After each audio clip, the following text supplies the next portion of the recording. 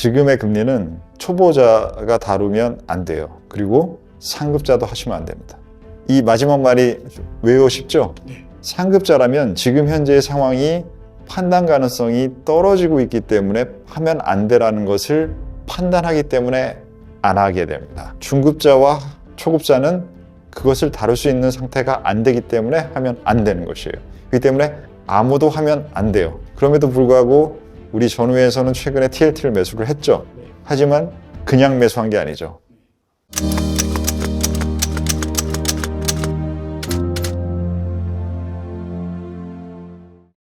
(5월 15일) 수요일 오투의 난중일기. 미국 금리가 많이 상승했다. 최근 설명에서 미국 채권 시장의 난이도가 높다는 설명을 드렸다. 그리고 여기서 금리가 더 상승한다면 시장에는 부정적이라고 말씀드렸다. 어제 미국 시장의 상승 제한에도 금리 상승이 영향을 주었다. 금리 수준은 10년물 4.54%면 매력적이다. 방향성에 대한 이슈는 여러 요인의 혼재로 판단 가능성은 높다고 오투는 보지는 않는다. 하지만 금리가 더 상승하면 시장에 부정적인 영향을 주면서 우리의 빅스 포지션이 플러스 작동을 할 확률이 높다. 그리고 분할 매수한다면 현재 시장에 대한 판단과 어울리는 포지션 설정이 가능하다. 다시 포지션을 설정한다. 해당 아이디어를 단순 채권 포지션 설정이 아닌 해지와 복합 포지션으로 편입한다. 안녕하십니까, 오종태의 투자병법입니다. 금리가 최근에 가장 많은 변수들을 담고 있습니다. 그래서 난이도가 매우 높아요. 그러니까 지금은 채권 전문가라고 한다고 하더라도 여러분들 아시다시피 오투는 주식보다 채권을 먼저 시작한 사람인데 채권의 전문가라고 하더라도 채권만 잘 알아서도 이게 보이지가 않고 정치적인 정책적인 부분에 대한 변수까지 넣어야 그나마 좀 비슷하게 해석이라도 할 수 있을까? 라는 정도로 상당히 난이도가 많이 높은 상황입니다. 이 부분에 대해서 그래도 좀 저희는 최근에 TLT 매수라는 미국 장기채 매수를 소폭으로 들어간 부분이 있는데 그러한 전략과 행동들에 대해서 이야기를 나눠보도록 하겠습니다. 태풍! 안녕하십니까? 근데 이러다가 진짜 태풍은 본인 댓글 장난이 달리겠다. 네. 난 먼저 시작 안 했어요. 예. 그럼 그때는 네. 다시 또 경례 인사 받고 있습니다. 네. 네, 그럼 바로 질문 드리겠습니다. 네. 최근에 이제 무디스의 발표로 인해서 네. 저번 주 월요일에도 다뤘는데 정말 많은 분석 보고서가 쏟아져 나왔습니다. 네. 채권이 또 이렇게 포지션 구성하기가 어렵다고 하신 부분과 맞물려서 뭐 이제 여기 월가의 분석에 보면 뭐 이런 얘기를 합니다. 웰스파고 쪽에서 이제 얘기가 나왔던 건데 무디스 신용등급 하향 조정에 따라 10년물, 30년물 국채 수익률이 5에서 10 베이시스 포인트 상승할 것으로 예상한다 라고 얘기했는데 이런 부분에서 이제 뭐 채권의 금리가 그만큼 올라가면 안 좋아진다, 이게 사실 어떤 원리인 건가요? 정확하게 좀 이해가 안 돼서 설명을 부탁드리겠습니다. 우리의 실력들이 다 많이들 다르시잖아요. 맞습니다. 그러니까 초보자도 있고 중급자도 있고 상급자도 있는데 기본적으로 우리 채널이 채권에 전문한 매크로 채널이 아니에요. 복잡계를 구조를 가지고 위험 자산을 더 많이 하고 위험 자산을 하면서 나머지 자산도 같이 하는 이 채널의 성격이잖아요. 네. 그렇기 때문에 지금의 금리는 사실은 초보자가 다루면 안 돼요. 접근하면 안 되는 지금의 환경이에요. 중급자도 안 돼요. 지금은 접근하시면. 그리고 사실은 상급자도 하시면 안 됩니다. 왜요? 이 마지막 말이 외우고 싶죠? 네. 상급자라면 지금 현재의 상황이 판단 가능성이 떨어지고 있기 때문에 하면 안 되라는 것을 판단하기 때문에 안 하게 됩니다. 중급자와 초급자는 그것을 다룰 수 있는 상태가 안 되기 때문에 하면 안 되는 것이에요. 그렇기 때문에 아무도 하면 안 돼요. 그럼에도 불구하고 우리 전후에서는 최근에 TLT를 매수를 했죠. 네. 하지만 그냥 매수한 게 아니죠. 네.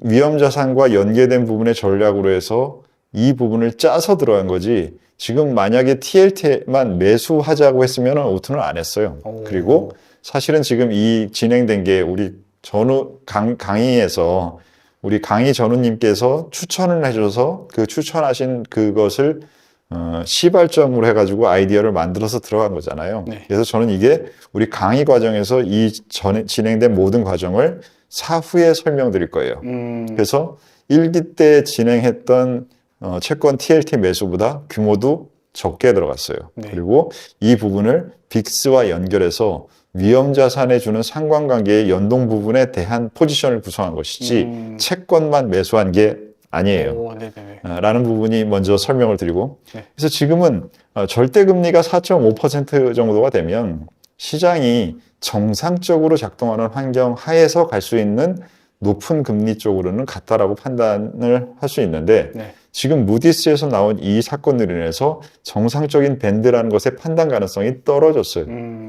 그 밴드가 아예 없어지거나 밴드를 올려야 되는 상황이 발생을 했기 때문에 네. 이 부분을 반영해서 미국의 채권 금리가 조금은 더 올라갈 확률이 높고 지금 현재 가격 움직임이 우리 촬영하는 오늘 월요일 내일 요번 주 한 수요일 정도까지 그 부분의 흐름이 어떻게 되는지 2, 3일 정도를 봐야 돼요. 라는 부분이 되기 때문에 우리의 TLT 포지션은 변동시키지 않을 겁니다. 네. 빅스와 연동되어 있는. 네.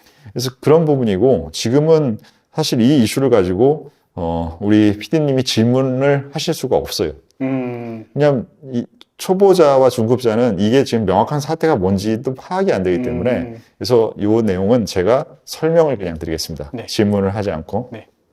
자, 지금 현재 그 채권 시장을 볼 때는 오토가 최근에 가장 많은 변수를 포함하고 있는 게 채권 시장이라는 말씀을 드렸어요. 자, 그러면 무엇을 포함하고 있느냐라는 부분에 있어서 지금 현재는 연초부터 말씀드릴 때 매크로라는 부분의 비중이 높아졌다라는 말씀을 드렸습니다. 그러면 매크로에 대한 비중을 많이 담고 있는 것은 주식시장보다는 채권시장이에요.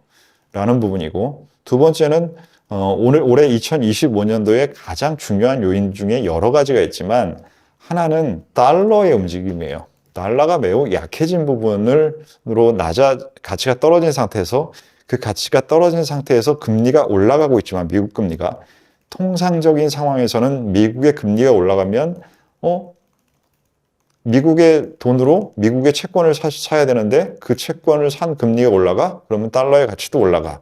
이게 정상적인 상황일 때 발생하는 일인데 그 일이 발생하고 있지 않습니다. 미국 달러의 인덱스는 계속 100 근처에서 움직이고 그 상태에서 금리만 올라가고 있다는 것은 사람들이 지금 현재 정상적이지 않은 가능성의 상황들에 대한 변수도 넣고 있다는 얘기예요. 그 부분이 무엇이냐라는 부분이 관세 정책에 의한 이상해지는 부분. 채권 시장과 환율 시장은 주식 시장보다 훨씬 더 크고 길게 생각합니다.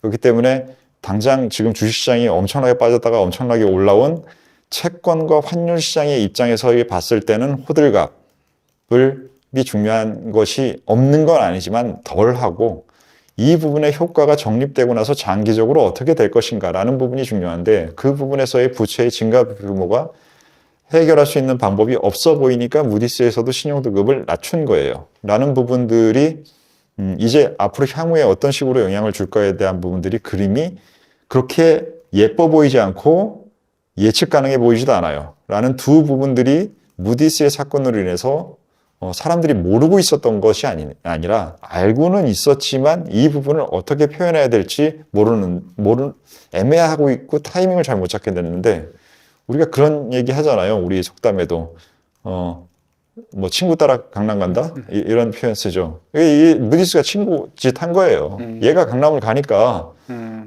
그럼 나도 저 부분 더 신경 써야 되겠는데? 라고 하는 시장이 채권 시장에서 발생하면서 금리가 올라가면 그 현상이 발생할 것이고 그 금리가 올라가는 상태에서도 미국 달러가 더 강해지지 않는다라고 하면 야, 나만 그런 게 아니라 환율 시장 애들도 지금 똑같은 게 보고 있는 거네? 라고 하면 채권과 환율 시장에서의 장기 그림이라는 그 부분에 판단하기 어려워지는 상황이 어려워질 수도 있는 가능성, 이 두 부분을 주식시장도 사후적으로 반영할 수 있는 가능성들이 생겨나고 있는 상황이 지금입니다. 그래서 지금 현재 제가 TLT 포지션과 빅스 포지션을 두 개를 엮은 이유는 이 부분이 여기서 채권의 단기금리의 박스의 상단이 4.5% 근방 어딘가, 그 다음에 하단이 한 4% 초반 어딘가 라고 보고 있는 상태에서 얘가 만약에 더 튀어 올라가 버리면 TLT를 산 포지션은 손실이 나죠. 네. 근데 여기서 4.5를 뚫고 4.7 방향으로 가게 되면 그러면 주식시장이 이 부분의 신호를 설명드린 채권 시장과 환율 시장이 되게 상황을 어렵게 보네? 라는 부분을 반영해서 주가가 조정을 받을 확률이 높아지고 주가가 조정을 받으면 지금 빅스는 훨씬 더 많이 빠져있기 때문에 강하게 튀어오를 수 있는 상황이 돼서 채권 매수와 빅스 매수를 짜서 듀얼로 포지션을 짠 겁니다. 네. 라는 부분을 짠 것은 이게 여러 가지 이러한 상황들을 다 엮어가지고 환율 시장까지도 보고 정책까지도 보고 라는 부분을 다 종합해서 넣은 거라서 이 부분을 그냥 단순하게 금리가 올라왔으니까 이 정도에서 채권을 매수해 라는 부분하고는 관점과 시각이 많이 다르죠. 소름 돋았습니다. 우와. 우와. 건물 하나를 짓는 느낌이었어요. 아, 그랬어요? 와. 네. 그럼 건물 지었으면 팔아봐. 와. 건물을 짓는데 쌍둥이 건물을 짓는 거죠. 그래서 쌍둥이 건물이 하나는 이거고 하나는 이건데 둘 중에 어느 거지 무너질지 모르겠지만 일단 두 개를 같이 지어가지고 보기 좋게 만들어 놓자. 약간 이런 느낌이었습니다. 와. 그렇게 표현할 수 있겠네요. 잘 정리하셨네요. 그 건물의 구조랑 이런 것 좀 더 다르게 해가지고 얘는 이게 중요하니까 이거 놓고 얘는 이게 중요하니까 뭐 중간에 기둥은 이걸 넣어서 이렇게 만들어 보자 해가지고 조화롭게 이렇게 만들어서 와 이쁘다 하고 보고 있는데 둘 중에 누가 무너질지는 몰라. 근데 건물은 보기 이뻐. 약간 이런 느낌이었습니다. 그래서 이거를 제가 이번에는 강의에서 그러한 제한이 없었으면 안 했을 거예요. 너무 이게 그냥 제 개인적으로도 뭐 개인적인 포지션은 뭐 지금 전우랑 같이 하고 있으니까 네. 하고는 있는데 그렇다고 해서 제가 이 포지션을 많이는 안 했을 거예요. 근데 이런 설명을 한 것을 작동하게 하는 부분들을 포지션을 크게 걸 수는 없어요. 네. 맞췄다 하더라도 맞췄을 때 내가 득을 얻을 수 있는 부분들의 가능성이 너무 작으면 그 포지션의 사이즈는 적게 해야죠. 네네. 그런 정도의 상황인 거죠. 그럼 이게 어떻게 수익을 발휘해서 하는 게 아니라 그러면 이런 포지션을 짜는 이유가 어떤 시장의 반응을 보기 위해서 하는 건가요? 그거는 있어요. 뭐냐면 전략을 짜서 이 전략으로 해서 돈을 당장 번다라는 부분의 전략들도 있지만 내가 지금 세상을 정확하게 보고 있는 게 맞아? 라는 부분들을 확인하기 위한 전략과 확인하기 위한 포지션을 소폭으로 가져가서 실제 그 포지션을 내가 가지고 있을 때랑 가지고 있지 않고 생각만 할 때랑 내가 느껴지는 게 되게 달라요. 늘 말씀드리지만 인간은 몸 위에 마음이 있고 그 위에 생각이 있는 존재인데 이거를 자꾸 그 서양 애들이 오랫동안 떨어뜨려 놓은 이 이성은 따로 있고 감성은 중요하지 않고 빨리 벗어나셔야 됩니다. 빨리 안 벗어나시면 여러분들 잘 살거나 잘 투자할 수 없어요. 이거는 매우 강하게 말씀드릴 수 있는 상황인 거고 그 부분들에 대해서 몸이 반응을 합니다.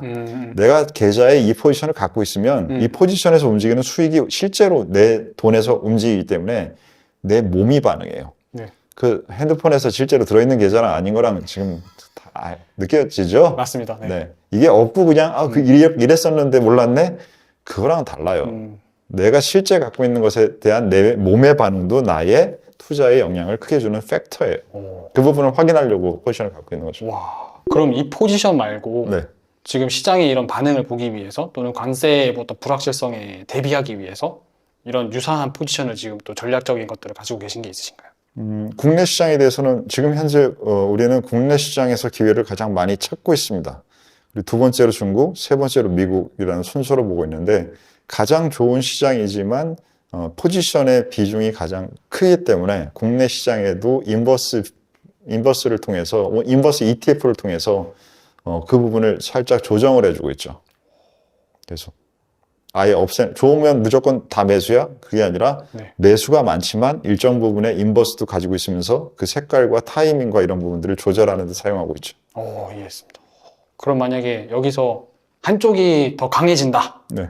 라고 하면 그 다음 스텝은 어떻게 가는 게 좋을까요? 만약에 뭐 빅스나 뭐 채권 이렇게 두 개 복합 포지션을 갖고 있다고 했을 때 네. 뭐 채권 쪽이 더 지금 수익률이 더 반응이 일어나고 있다 네. 라고 한다면 그 다음 스텝은 이제 뭐 빅스를 없애는 건지 아니면 여기서 조금 뭐 하나를 더 추가해가지고 더 반응을 크게 보려고 하는 건지 뭐 이런 전략이 다음 스텝의 전략이 있을까요? 이게 그 관측을 위한 포지션일 때는 관측에 대한 필요성이 끝나고 나면 이 포지션은 둘 다 동시에 없애버립니다.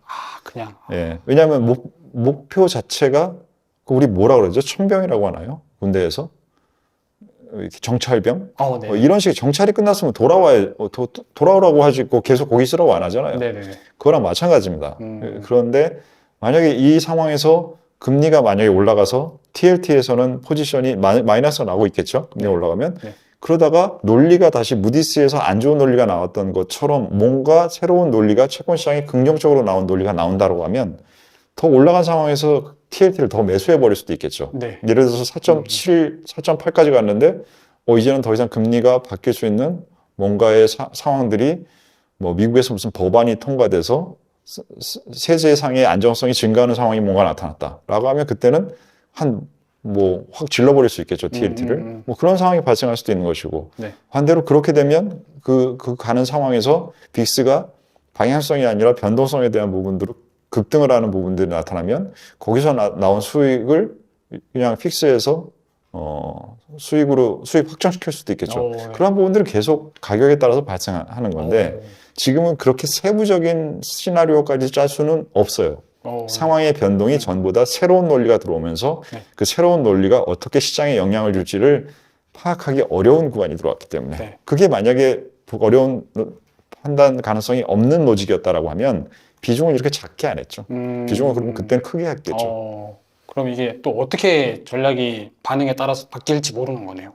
그 계속 손을 계속 상황에 나오는 것과 우리가 예측이 안 되는 세상이 됐잖아요. 맞습니다. 예측을 하는 게 아니라 그 상황의 변화에 따라서 이 변화에 대응을 하는 거죠. 와. 이 변화에 적응을 하고 변화에 대응하고 일정 부분 그 상황에서 시나리오에 대한 생각은 해보는 거잖아요. 네. 우리 뇌가 존재하는 이유가 예측을 하기 위해서 이 뇌가 발생해서 나의 생명력을 늘리고 지속 가능성을 늘리는 게 이 생명체의 뇌의 기능인데 그 부분을 우리가 안 쓰는 게 아니라 그러니까 예측이란 단어에 대한 부분들의 사람들이 그게 맞을 수 있는 거야라는 개념이 들어가 있기 때문에 오토가 그 용어를 안 쓰는 거지. 네. 그래서 시나리오 분석, 확률적 시나리오 분석이라는 걸 하잖아요. 네. 그게 실질적으로는 예측 활동인 거잖아요. 네. 그래서 그 부분을 이제 해서 반영하는 거죠, 계속. 네, 오늘 좀 난이도 높은 내용을 채권 시장과 위험자산 전략을 조합하는 방식으로 설명드렸습니다. 여러분들 화면 뒤에서 오투와 여러분들, 그 다음에 미국의 뉴욕에 있는 투자자들 다 우리는 만나고 있습니다. 실제 서로 간의 매수 매도의 가격을 영향을 서로 간에 주고 있고요. 그렇기 때문에 무언가를 내가 알 수 있는 것과 알 수 없는 것이 발생했을 때 대응할 수 있는 방법이 달라져야 됩니다. 확실할 때는 단단해졌을 때는 행동을 강하게 하시고 물렁물렁해지고 도로에 싱크홀 같은 것들이 막 나타나는 뉴스들이 나타나고 할 때는 그때는 느리게 가든가 안 가든가 하는 방법을 선택해야 됩니다. 지금 현재의 상황은 그러한 부분들에 조금 더 가깝다라는 것을 인지하시고 차분히 대응하시길 바라겠습니다. 오늘의 전략회의는 여기서 마치겠습니다. 감사합니다. 저는 공수여단. 공수여단은 뭐라 그랬죠? 1공수여단인데 네. 이제 쉽게 말하면 이제 그 낙하산 타는 부대라고 생각하시면 될 것 같습니다. 낙하산 타시는 분은 경례를 어떻게 해요? 단결! 이렇게. 단결? 네. 단결? 그러시는구나. 큰 생각 없어요. 제가 그렇게 사실 뭐 오투 변법이라고 해서 우리 협력사에서 해주셔서 하지만 제가 그렇게 군대에 이렇게 애정이 크게 있는 사람은 아니에요. 아, 그러신가요? 네. 그거 아시나요? 제가 방위였는데 현역 갔다 온 거? 그 얘기는 안 해주셨던 것 같습니다. 제 나이 또래는 3대 독자면 방위예요. 6개월만 가는. 그러다가 갑자기 군대 갈 때가 됐는데 18개월로 바뀌어버렸어요. 제도가. 그래서 현역은 30개월에서 26개월로 낮아졌어요. 네. 그래서 간극 차이가 8개월밖에 안 나니까 아니 이것도 아니고 저것도 아닌 것 같아가지고 그래서 그냥 신청해서 현역으로 갔어요. 애매한 게 싫으셨던 거네요. 저 애매한 거 안 좋아하죠. 복잡한 것도 이것도 정확하게 알아야 둘 다 섞을 수 있어요. 네. 이것도 대충 알고 이것도 대충 알면 섞은 거는 더 대충이 돼버리죠. 네. 그런 거 안 좋아합니다. 할람 하고 말람 말고 제대로